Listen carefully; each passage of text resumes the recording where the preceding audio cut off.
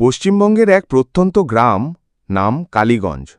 ঘন জঙ্গল আর ছোট ছোট পাহাড়ে ঘেরা এই নিস্তব্ধ জনপদে সন্ধে নামলেই এক অদ্ভুত স্তব্ধতা ছেয়ে যায়।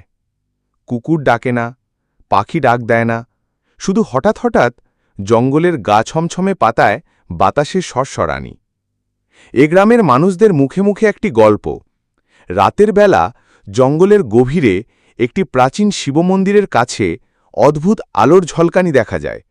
কেউ কেউ বলে সেখানে এক অশুভ শক্তি বাস করে, যা গ্রামের মানুষদের ওপর অভিশাপ নিয়ে এসেছে। গত কয়েক মাসে গ্রামের কয়েকজন যুবক যুবতী হঠাৎ করেই অসুস্থ হয়ে পড়েছে। তাদের চোখ ফ্যাকাশে, কথাবার্তা অসংলগ্ন, শরীরে দেখা যাচ্ছে অদ্ভুত কালো দাগ, যা কোনো ডাক্তার কিংবা ওঝার বশে আসছে না। এর মধ্যে এক সন্ধ্যায় গ্রামের প্রধান শ্যামলবাবু পুকুর পাড়ে একটা বড় মিটিং ডাকলেন। তিনি ঘোষণা করলেন, আগামীকাল একজন অতিথি আসছেন। তিনি আমাদের শেষ ভরসা, নাম বজ্রনাথ তান্ত্রিক। বজ্রনাথ এক রহস্যময় সাধক, যিনি নাকি অলৌকিক শক্তির অধিকারী। কেউ কেউ তাকে ভয় পায়, আবার কেউ কেউ তাকে দেবতার মতো পূজা করে। তার বয়স আন্দাজ করা কঠিন, চোখে যৌবনের দীপ্তি, কিন্তু চুল সাদা হয়ে গেছে। তার পরনে কেবল একখণ্ড কৌপিন, কাঁধে জড়ানো একটি লাল কাপড়, হাতে একটি ত্রিশূল আর কোমরে একটা ছোট ঝোলা, তান্ত্রিক সামগ্রীতে ভরা। পরদিন সকালে বজ্রনাথ গ্রামে পৌঁছালেন।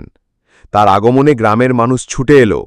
আশা, কৌতূহল আর ভয় মিশ্র অনুভূতি তাদের চোখে মুখে। শ্যামলবাবু বজ্রনাথকে জানালেন গ্রামের সমস্যা।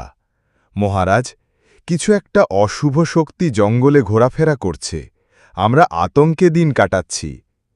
বজ্রনাথ মৃদু হেসে বললেন, অশুভ বলে কিছু নেই শ্যামলবাবু, যা আমরা বুঝতে পারি না তাকেই ভয় পাই। আমি দেখব কি ঘটছে, ভয় নয়, সত্যই শক্তি। রাত্রি নামল, পূর্ণিমার চাঁদ আকাশে উজ্জ্বল।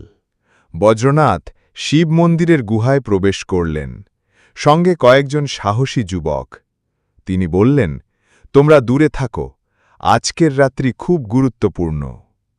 গুহার ভিতর একটি পাথরের বেদিতে স্থাপন করা একটি কালো পাথরের মূর্তি, অদ্ভুত গঠনের, মানুষের মতো নয়, চোখ দুটি লালচে। এটি কোনো দেবতার মূর্তি নয়, বরং একটি প্রাচীন তান্ত্রিক যন্ত্র। বজ্রনাথ আগুন জ্বালালেন, শুরু হল হোমযজ্ঞ। তিনি মন্ত্র জপ করতে থাকলেন, কণ্ঠে প্রবল কম্পন, গম্ভীর স্বর। একসময় গুহার ভিতর থেকে কালো ধোঁয়া বেরোতে লাগল। ধোঁয়ার মধ্যে আবির্ভূত হল এক ছায়ামূর্তি, কালিদাসের আত্মা। তার চোখ জ্বলছে, মুখে ক্রোধ। কে আমার সাধনায় বাধা দিচ্ছে? সে গর্জে উঠল। বজ্রনাথ শান্ত গলায় বললেন, তুমি সত্যের পথ ছেড়ে শক্তির লোভে পড়েছিলে কালিদাস। তুমি মানুষ ছিলে, কিন্তু শক্তির দাস হয়ে গিয়েছিলে। এখন মুক্ত হও। কালিদাস ধ্যাঁ এলো বজ্রনাথের দিকে। বজ্রনাথ ত্রিশূল তুলে ধরলেন, উচ্চারণ করলেন এক শক্তিশালী মন্ত্র। মুহূর্তে গুহা আলোয় ভরে উঠল। সেই আলোয় কালিদাসের আত্মা আর্তনাদ করে ধীরে ধীরে মিলিয়ে গেল। গুহা কেঁপে উঠল। সেই কালো মূর্তিটি ফেটে গুঁড়ো হয়ে গেল। কালো দাগগুলো যেন মাটিতে গলে গেল। বাইরে অপেক্ষমান গ্রামের মানুষ দেখল, আকাশ যেন স্বস্তির নিঃশ্বাস ফেলেছে, বাতাস হালকা আর পাখিরা ডাকতে শুরু করেছে। গ্রামে ফিরে বজ্রনাথ জানালেন, শক্তি কখনো নিজের জন্য ব্যবহার করলে তা ধ্বংস ডেকে আনে। কালিদাস ভুল করেছিল, কিন্তু আমি তার আত্মাকে মুক্তি দিয়েছি। গ্রামের অসুস্থ মানুষরা ধীরে ধীরে সুস্থ হয়ে উঠল। অরুণের বোন মালতীও সম্পূর্ণ সেরে উঠল। গ্রামের মানুষ বজ্রনাথকে ঘিরে বলল, আপনি আমাদের রক্ষা করলেন মহারাজ।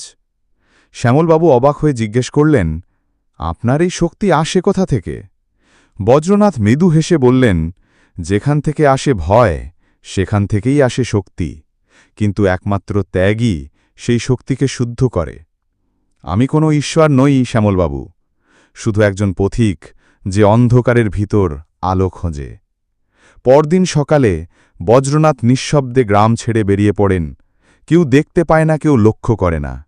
তার পেছনে থেকে যায় কেবল কিছু ছাপ, পুকুর পাড়ে একটি ধূপকাঠির শেষ ধোঁয়া, শিব মন্দিরের দরজায় রাখা একটি ছোট রুদ্রাক্ষ মালা, আর জঙ্গলের ভেতর সেই অপার্থিব নীরবতা।